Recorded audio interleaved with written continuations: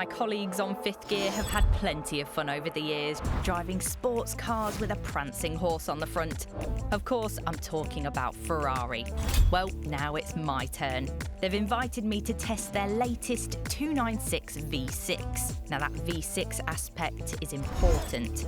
Enzo Ferrari believed all his cars should only have V12s. That cost too much, so he launched the Dino sub-brand to use the cheaper V6s. The Dino became a huge hit and ironically developed into the Ferrari V8, which we know and love. But there has never been a V6 Ferrari. Until now.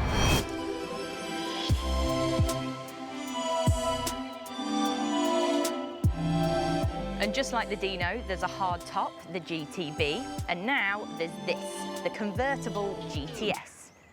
With the roof up, it looks like the hardtop GTB, but drop the retractable hardtop down and what emerges is a really pretty car. It's open-top motoring, but still preserving those evocative lines inspired by the 1960s 250 LM, Ferrari's last Le Mans winner. And to me, it's absolutely stunning. It looks good, but Ferraris have always been about their engines as much as their looks. And this one hides another secret that's quite un-Ferrari. It's got hybrid power thrown in.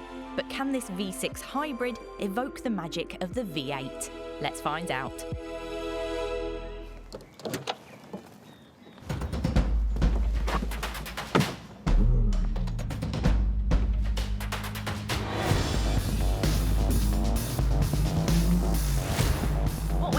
Inside the rear engine cover is a plug-in hybrid powertrain that combines a 3-litre V6 engine with an electric motor.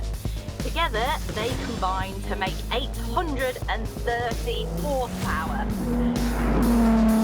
That's more than enough punch to put it on a level playing field with the Ferrari V8s that have gone before. But actually, put your foot down and you'd swear there were even more cylinders under those cam covers. So during testing, engineers called this engine the Piccolo V12 because it sounded so much like a bigger Ferrari power plant. And that sound is no accident because Ferrari have spent a really long time making sure that this engine sounds like a proper Ferrari. And that's thanks to their hot tube system, which delivers noise from the engine straight into the cabin.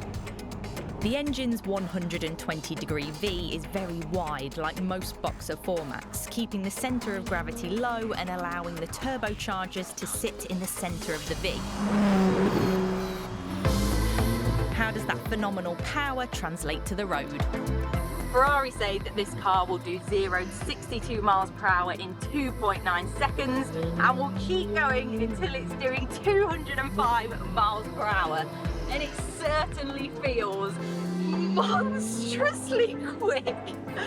And you know what's really impressive is that the power delivery is so seamless. You don't get the sense that the engine and electric motor are sharing duties.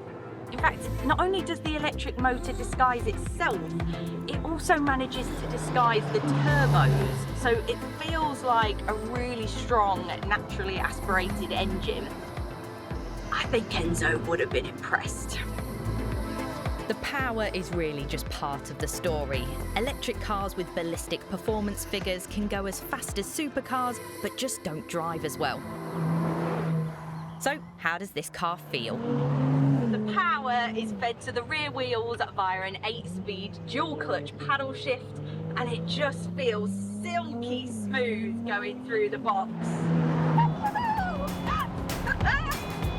Ferrari cares deeply about the way a car changes direction. Usually tautness is compromised once the roof is removed, but this has got fantastic fluidity. The open roof doesn't hold it back.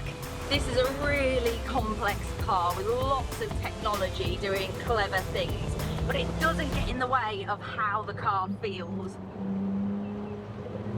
If you can criticise the 296 GTS at all, then it might be in here. Some of the controls are a bit fiddly and there's only one screen, so you don't always have all the information that you need when you need it. Then there's the price, which starts at around £270,000 and quickly goes north the more extras that you add. But Ferrari buyers aren't too bothered by that. In fact, the cost is what makes these cars exclusive, and that's what owners want. Ferrari have produced a V6 engined car that's still undeniably a Ferrari. But it's a Ferrari for the modern age as we transition towards full electrification. And with its plug-in hybrid powertrain, it will do 15 miles without even firing up that charismatic V6 at all. So, does a V6 with an electric motor replicate a classic Ferrari V8? And would Enzo have approved? Yeah, I think Enzo would be proud.